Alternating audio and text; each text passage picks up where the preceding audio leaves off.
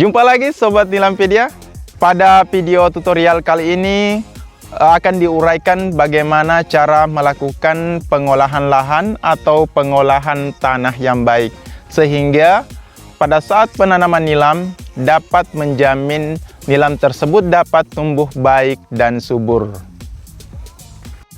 Adapun poin yang perlu diperhatikan dalam pengolahan lahan, yang pertama, sebelum melakukan pengolahan lahan, maka terlebih dahulu harus dilakukan pengecekan jenis tanah, pH tanah, dan kesuburan tanah.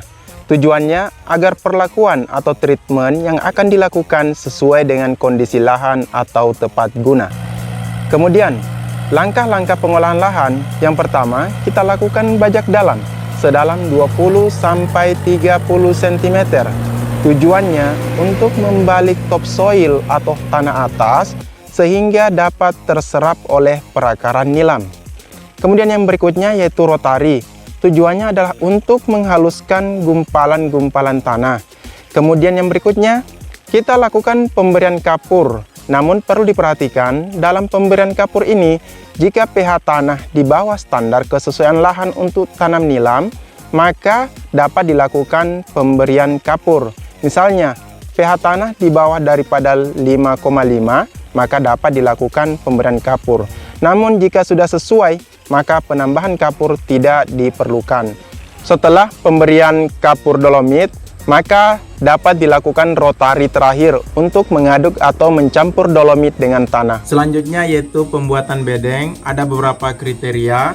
Yang pertama, untuk bedeng pada musim hujan itu berbeda dengan pada musim kemarau. Kalau pada musim hujan diusahakan bedengnya adalah bedeng 1, kemudian ketinggiannya itu sekitar 30 cm untuk menghindari genangan air.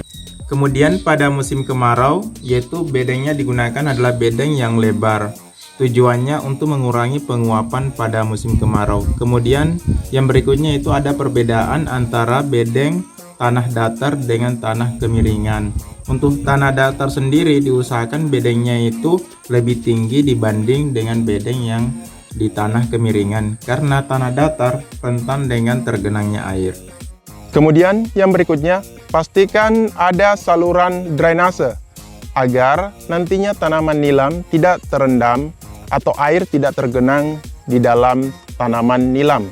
Selanjutnya, lahan siap untuk ditanami nilam. Demikianlah proses pengolahan tanah atau pengolahan lahan dengan menggunakan teknologi sederhana. Perlu diingat bahwa semakin baik pengolahan tanah, maka semakin baik peluang tanaman dapat tumbuh subur. Karena tanah merupakan sumber kehidupan bagi semua makhluk hidup. Sampai jumpa lagi pada video-video selanjutnya.